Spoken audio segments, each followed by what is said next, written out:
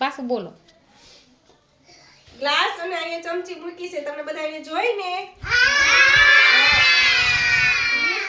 મિશ્રી અને મીરુ છે એમાં બે ગોળ રાઉન્ડ દોરેલા છે, એમાં બે એક વસ્તુ લઈને જે મૂકશે પહેલા મૂકી દે એનો નંબર આવશે.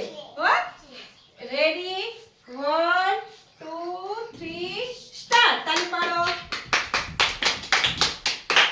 છોકરા બધા.